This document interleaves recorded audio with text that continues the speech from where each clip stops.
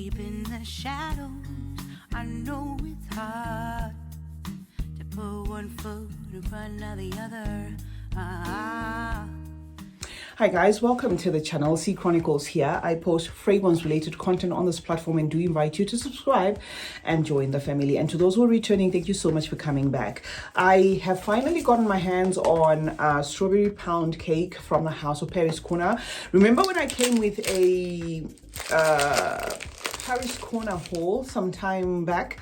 I had managed to secure the choco something one. I've lost, I always forget when it comes to names. I've lost count. The fragrances keep coming. So the one I came with was in this range, in this Ministry of Gourmand line, and it was brown chocolate, and I still have it. Now we have strawberry pound cake, the fragrance that inspired this video. What I decided to do in this video is to group the strawberry fragrances within my collection and tell you what's doing what. Some of them we've spoken about before, so we're not going to waste a lot of time on them, because I noticed I do have a lot of strawberry fragrances. So it's gonna come in this box. There is that shelf that they put there. Close up for strawberry pound cake is gonna be like this. Okay, so let us waste a couple of sprays and I'll tell you my thoughts. So we are obviously gonna expect some strawberry in this, right? Because it says strawberry,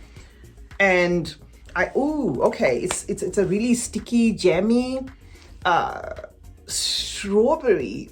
It's in a way photorealistic, but it kind of feels as though it's trying too hard, where some might say it's synthetic. I do like it though.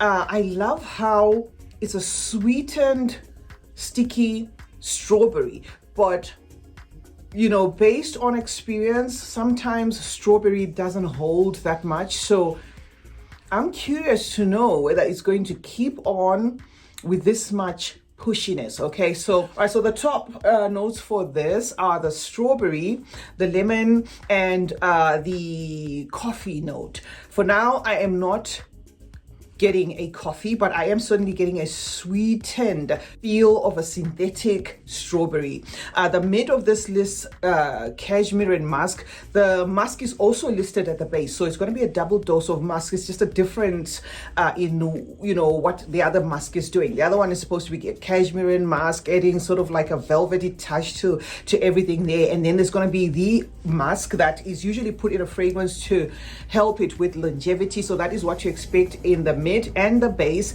And the same mid also has white florals and a violet. And the base of this, apart from that musk, is going to have the milk note and vanilla. Okay, so this is now suddenly relenting in how pushy it was initially, in how it was interpreting the strawberry, where it was super jammy there. It's now shifting almost like from a synthetic sweetened strawberry to a powdery feel.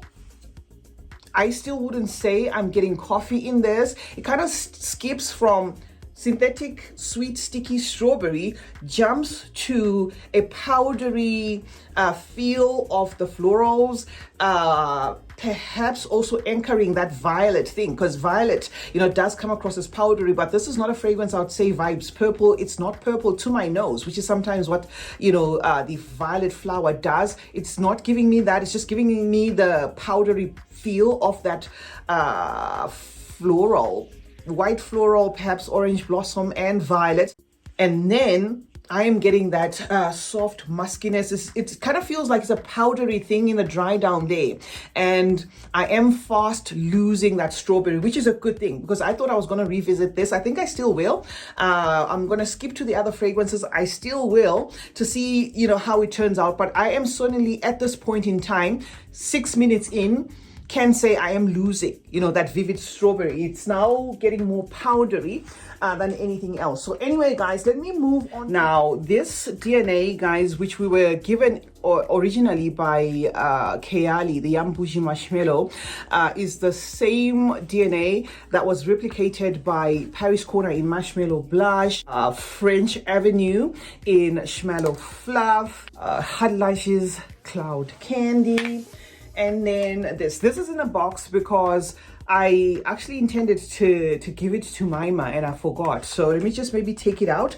This is from the House of Arabiat. This is Lamsat Era and it says Dubai chocolate. So to know there is no chocolate to expect in this. This is another rendition to that Yum Bougie Marshmallow DNA. We have spoken, guys, about these fragrances extensively, so I think I'm just gonna leave it at this instead of breaking them down. The four will have that unmistakable Yum Bougie Marshmallow DNA, which is that marshmallow, the strawberry, pink florals, the sugar note, the cotton candy feel, if I'm not mistaken, the whipped cream feel as well. So the four of these fragrances, guys, are going to feel like that. And when it comes to the Middle Eastern fragrance houses, especially when they give us a DNA over and over again, I always say in most cases it's going to be dependent on which brand you actually prefer. I love the marshmallow blush.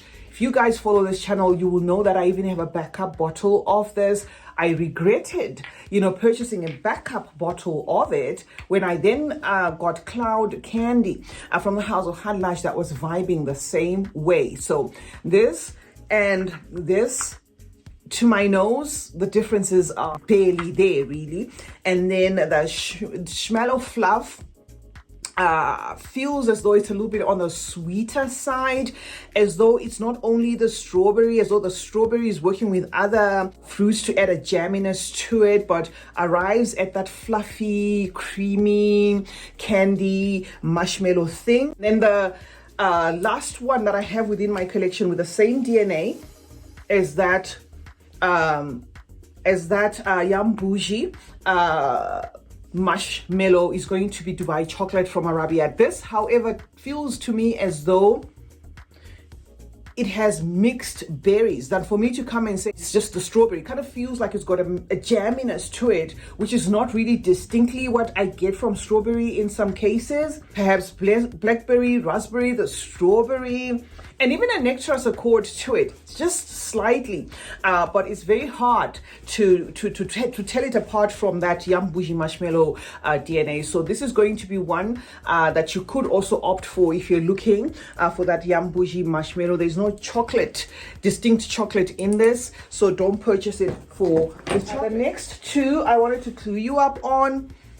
Arabiat's Habiba is from the Arabiat Prestige line. This has got a candied feel of a strawberry to it. Also has a jamminess to it. I gave it a good test wear with this one and it kind of felt as though this and this vibes the same. So if you're one of those that love the Yara Candy DNA, you are going to get remnants of it in here. This certainly has a raspberry, a jamminess to it, candied strawberry to it, strawberry fizz rather, to both. That is what I get from both these fragrances. However, Habiba does feel as though the floral accord is a little bit heightened, where this remains candid and playful, but the two fragrances are not too significantly different. I can perceive the differences, but for this video, I just wanted to give you a mental shortcut so that at least you know what's doing what. I don't think this Habiba, the pink one, has been passed off as a Yara Candy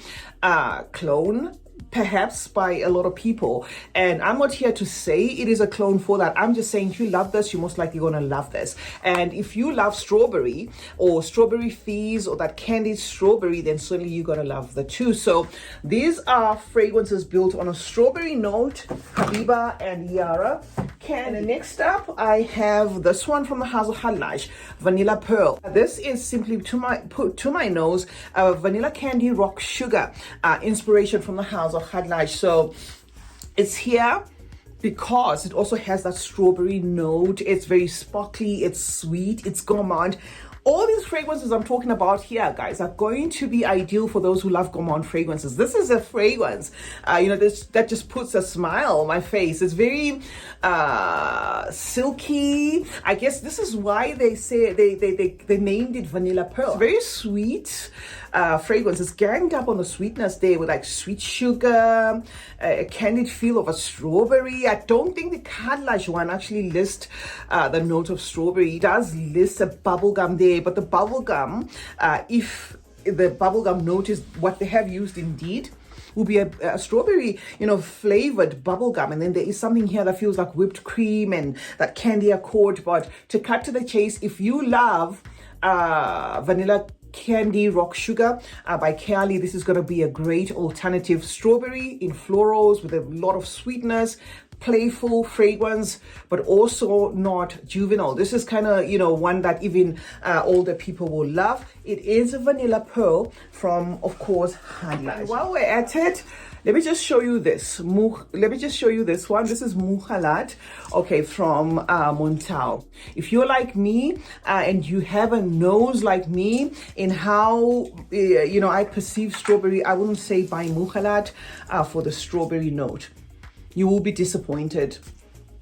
This has got an almost artificial synthetic vibe to that fruitiness. I love the synthetic feel of it. It's the very reason why I love this fragrance. If it didn't have that, I don't think I would love it. So I guess if you're looking for a strawberry done in a non-conventional strawberry smell way, then you could purchase this. It doesn't even give me like distinct fruity. It's more, on the floral even side there and synthetic side. And then we have this one, okay, from the house of French Avenue, Vulcan Bay. This Vulcan Bay as well as this are fragrances that incorporate the strawberry note. They're not the same, but they're both drawing inspiration of the Stefan Hamburg fragrances.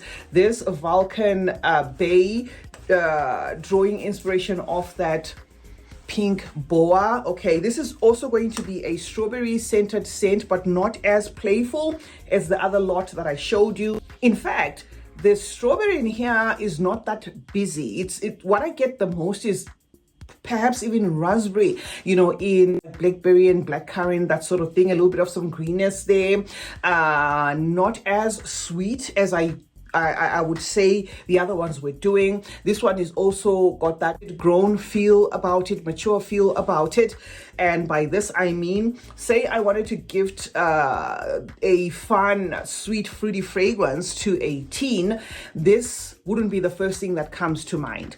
It is a strawberry scented scent, right? It does have the berries, as I said. It's a gang up. The strawberry just tops up everything that's happening there. The blackberry, the blackcurrant, the raspberry, and all those, fruits.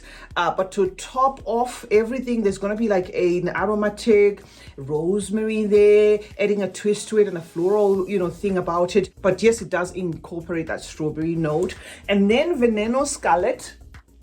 Veneno Scarlet, I'm going to spray on my arm because I have honestly run out of places to spray these fragrances. But the good thing is we just left with one, and then we'll revisit that pound cake, and then that will be it. This is a Venon Incarnate smell-alike clone dupe inspiration, that sort of thing. And that same fragrance is off the Stefan Hamburg fragrances. This is more sophisticated, guys. In as much as it carries a fruitiness about it, it lists the note of a lot of wild strawberry, and then they throw in the caramel, and then the mid gets into a raspberry. This is sophisticated. This has a leather finish to it, also interpreting as grown, also interpreting as a little bit serious, in as much as it also has a double dose of caramel, which sometimes caramel double dose to gang up against floral can, add an automatic, like a fun thing to a fragrance. This has got a little bit of some seriousness in the sense that I can see somebody,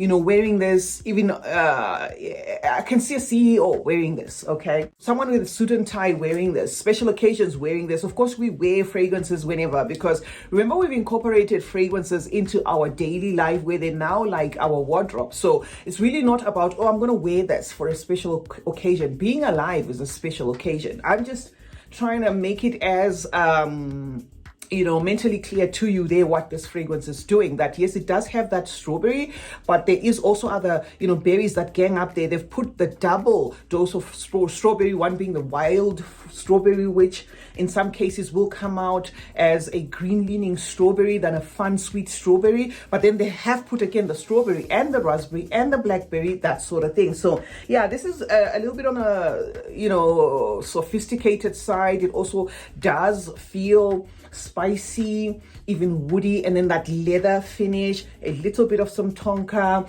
topped up with some vanilla, but nice one. And this is one of the long lasting ones. Now onto the last one, and then we're going to go back to pound cake. We're not reviewing it again. I just want to know, I just want to see what it ended up doing, because now I'm like 25 minutes in. Okay, so this is raspberry ripple.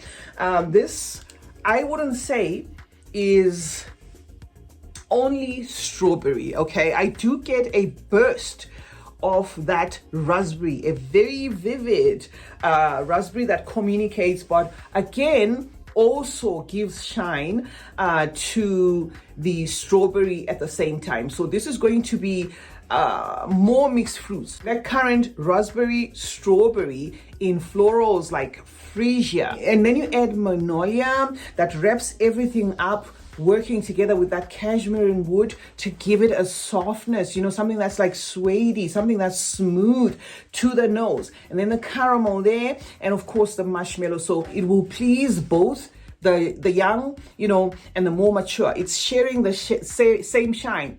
And the more I smell it now, maybe I can even say it's got this, the cashmere, it makes it so luxe and sophisticated. That magnolia, gives it a nice feminine touch to it, making it such that it keeps the playfulness, but also the seriousness at the same time.